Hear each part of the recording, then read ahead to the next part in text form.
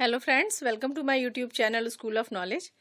आज मैं आपके लिए पर्यावरण विज्ञान विषय की पाठ योजना लेकर आई हूं, जिसका प्रकरण है आपदा प्रबंधन।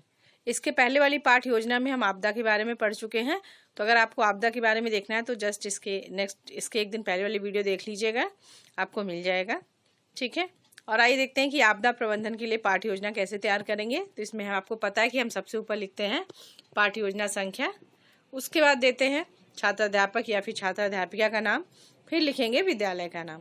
विद्यालय का नाम लिखने के बाद हम इस तरह से एक कॉलम बनाते हैं, टेबल बनाते हैं, जिसके अंतर्गत इन 6 बिंदुओं को लिखा जाता है, जिसमें पहला बिंदु होता है दिनांक का, फिर लिखते हैं कक्षा, फिर विषय, उप विषय, चक्र और अवधि। अवधि जो है आपकी किसी किसी विद्यालय में 35 मिनट्स की होती है और किसी में 40 मिनट की होती है। तो आप अपने विद्यालय के अनुरूप उसको बना लीजिएगा। उसके बाद लिखते हैं प्रकरण। तो प्रकरण है हमारा आपदा प्रबंधन। प्रकरण के बाद नंबर आता है उद्देश्य का। उद्देश्य जो है 2 तरह के दिए जाते हैं, सामान्य उद्देश्य और विशिष्ट उद्देश्य।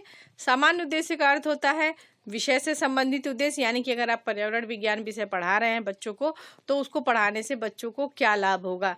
ठीक है, तो उन उद्देश्यों को लिखा जाता है। तो इसमें 4 से 6 उद्देश्य आपको देने हैं, तो इस तरह से आप 4 से 6 उद्देश्य आप लिख लेंगे। ठीक है, सामान्य उद्देश्य के बाद नंबर आता है विशिष्ट उद्देश्य का। विशिष्ट मतलब जैसा कि नाम से स्पष्ट है, विशिष्ट मतलब होता है कि स्पेसिफिक, विशिष्ट यानी वो जो कि प्रकरण से संबंधित होता है। तो प्रकरण हमारा आपदा प्रबंधन है, तो इसका हमारा उद्देश्य क्या है कि हम आपदा प्रबंधन अगर हम बच्चों को पढ़ाएंगे कि कैसे आपदा का प्रबंधन किया जाता है, तो वो क्या क्या उनको लाभ होगा, वो सारे उद्देश्य इसमें निहित होते हैं। तो आइए देखते हैं पहला उद्देश्य क्या है। पहला उद्देश्य है ज्ञानात्मक उद्देश्य। तो इसमें लिखते हैं कि पहला पॉइंट देते हैं कि छात्र आपदा प्रबंधन के बारे में जान सकेंगे। ठीक है, मतलब उनको जानकारी प्राप्त होगी। और दूसरा पॉइंट दे दिया कि छात्र आपदा प्रबंधन की अवस्थाओं के बारे में जान सकेंगे। मतलब ज्ञानात्मक उद्देश्य में क्या हो गया, उद्देश्य क्या है कि बच्चों को किसी चीज की ज्ञान देना, जानकारी देना। फिर दूसरा है बोधात्मक उद्देश्य, जैसा कि अर्थ नाम से स्पष्ट है। बोधात्मक मतलब बच्चों को समझाने की कोशिश करना, उनको बोध कराना। ठीक है, तो इसमें हम लिखते हैं कि छात्र आपदा प्रबंधन को समझ सकेंगे। और दूसरा पॉइंट दिया कि छात्र तथा छात्रा आपदा प्रबंधन के दौरान किए जाने वाले उपायों को समझ सकेंगे। ठीक है, उसका नंबर आता है तीसरा है क्रियात्मक उद्देश्य का। तो क्रियात्मक उद्देश्य में हम लिखते हैं कि छात्र आपदाओं से बचने के लिए दैनिक जीवन में प्रयोग कर सकेंगे, बचाने वाले जो उपाय है उनका दैनिक जीवन में, अपने दैनिक जीवन में प्रयोग कर सकेंगे। और दूसरा पॉइंट दिया है कि छात्र आपदा प्रबंधन के बारे में अन्य लोगों को बता सकेंगे। तो ठीक है, तो ये 2 पॉइंट्स हो गए आपके क्रियात्मक उद्देश्य से रिलेटेड। उसके बाद नंबर आता है सहायक सामग्री का। तो सहायक सामग्री में हम देते हैं कि आपदा तथा आपदन प्रबंधन को दर्शाता चार्ट पेपर, संकेतक, लपेट, श्यामपट्ट आदि। और फिर आता है नंबर पूर्व ज्ञान का। तो उसमें हम लिखते हैं कि छात्र आपदा प्रबंधन के बारे में सामान्य जानकारी रखते हैं। ठीक है, तो इस तरह से आप बना लेंगे। उसका नंबर आता है पाठ प्रस्तावना का। तो पाठ प्रस्तावना में जो है हम प्रकरण निकलवाने की कोशिश करते हैं। तो प्रकरण निकलवाने के लिए हमें इस तरह से एक टेबल बनाना होता है, जिसमें आप इस तरह से टेबल बनाएंगे, जिसमें इस तरह से 3 कॉलम होंगे। पहला क्रम संख्या, दूसरा छात्र अध्यापक या छात्र अध्यापिका कथन और छात्र कथन का। ठीक है, तो शिक्षिका प्रश्न करती है बच्चों से, बच्चों हम सब किस ग्रह पर रहते हैं। तो बच्चे क्या आंसर करेंगे, हम सब पृथ्वी ग्रह पर रहते हैं।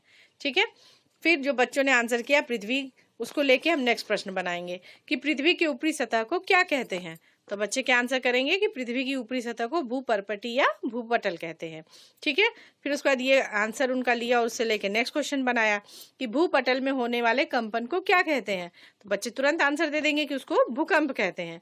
फिर आंसर को लेके, जो भूकंप आंसर था उसको लेके नेक्स्ट क्वेश्चन तैयार किया कि भूकंप, बाढ़, सूखा, चक्रवात आदि घटनाएं को हम क्या कहते हैं। तो बच्चे तुरंत बता देंगे, क्योंकि उसे आपदा कहते हैं, क्योंकि आपदा के बारे में जस्ट इसके नेक्स्ट पहले वाले लेसन प्लान में वो पढ़ चुके हैं। ठीक है, उसके बाद जो है नेक्स्ट क्वेश्चन पूछेंगे कि आपदा प्रबंधन से आप क्या समझते हैं। ठीक है, तो बच्चे अपने अपने संभावित आंसर देंगे कि आपदा प्रबंधन क्या है। उसके बाद क्या होगा, बच्चे मौन हो जाएंगे। समस्यात्मक हो गया, जब समस्यात्मक हो जाएगा तो शिक्षिका क्या करेगी, उद्देश्य कथन करेगी कि क्या छात्रों, आज हम लोग पर्यावरण अध्ययन के अंतर्गत आपदा प्रबंधन के बारे में विस्तृत अध्ययन करेंगे। ठीक है, उसके बाद नंबर आता है पाठ प्रस्तुतिकरण का। तो पाठ प्रस्तुतिकरण के लिए इस तरह से टेबल बनाते हैं। ठीक है, और उसमें पहला शिक्षण बिंदु लेंगे आपदा प्रबंधन। और उससे रिलेटेड पहले विकासात्मक प्रश्न पूछ लेंगे कि बाढ़, भूकंप, सूखा पड़ना आदि ये सब क्या है, तो बच्चे आंसर कर देंगे कि ये सब आपदा है। फिर पूछ लिया कि आपदा के कारण किस तरह की हानि होती है, तो बच्चे बता देंगे कि आपदा के कारण जन तथा धन दोनों की हानि होती है। फिर पूछा आपदा प्रबंधन क्या है, तो मौन हो गए बच्चे। फिर पूछा आपदा का प्रबंधन कैसे किया जाता है, तो भी ये बच्चे मौन हो गए, समस्यात्मक हो गया। उसके बाद क्या करेगी शिक्षिका, क्या करेगी, स्पष्टीकरण देगी। क्या स्पष्टीकरण है देखिए। आपदा प्रबंधन प्राकृतिक या मानव निर्मित आपदाओं के दौरान जीवन और संपत्ति की रक्षा करने और आपदा के प्रभाव को कम करने के लिए विशेष तैयारी की प्रक्रिया है।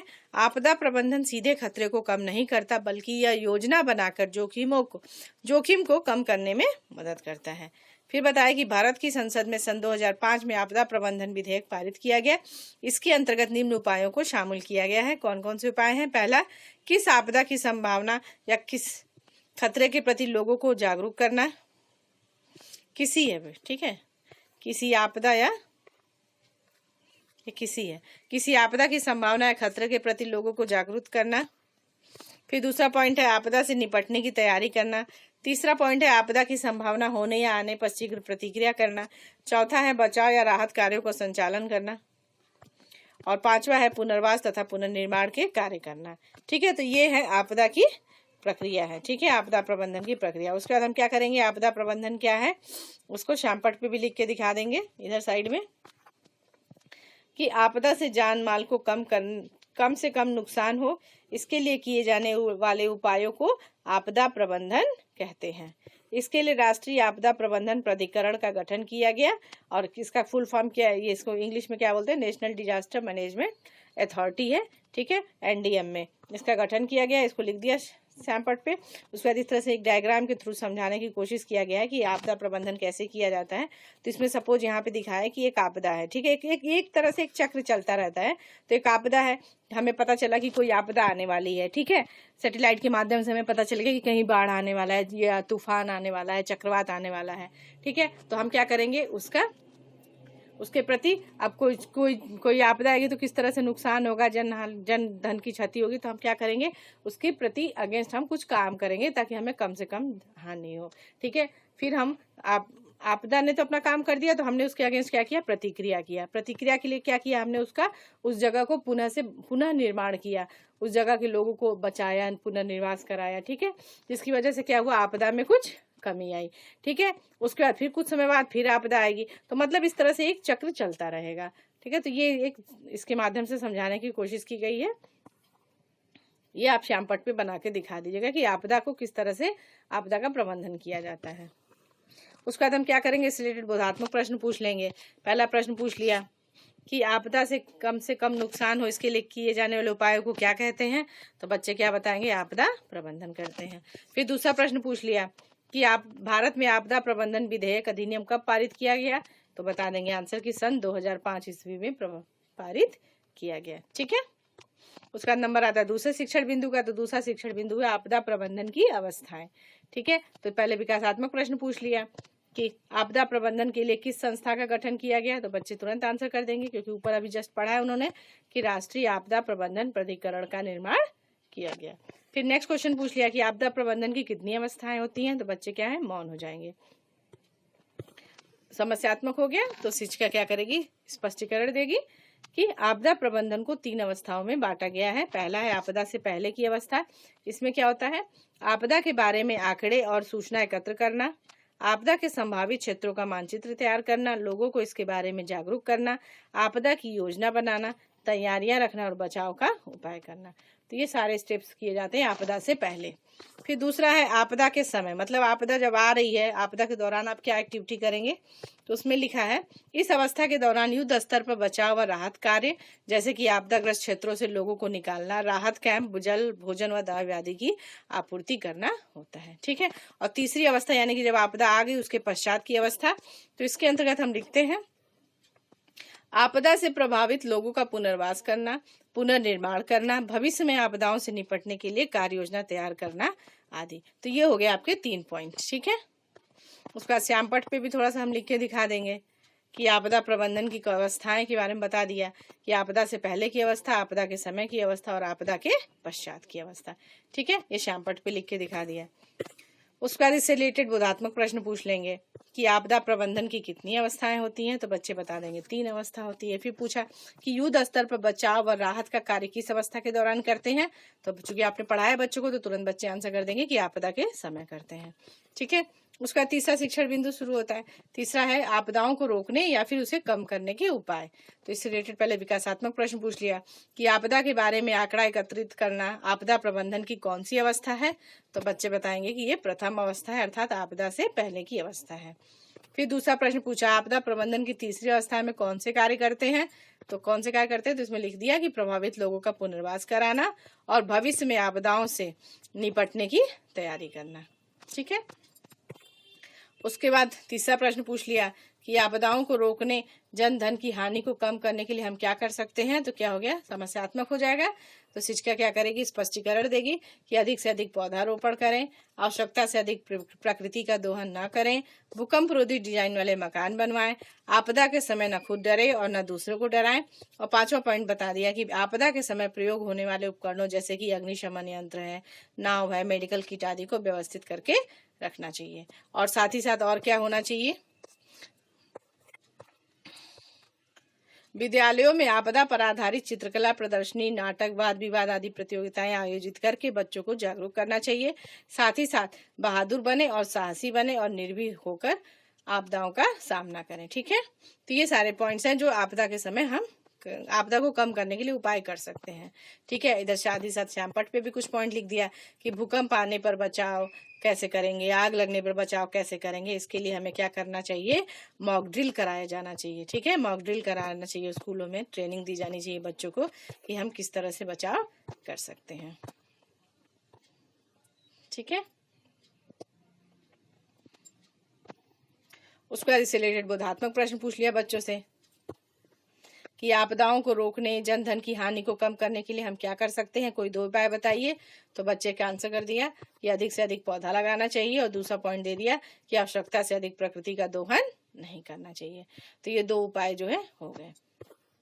उसके बाद हम क्या करेंगे, ये शिक्षण बिंदु हो गया, प्रस्तुतिकरण। उसका नंबर आता है पुनरावृत्ति प्रश्न का।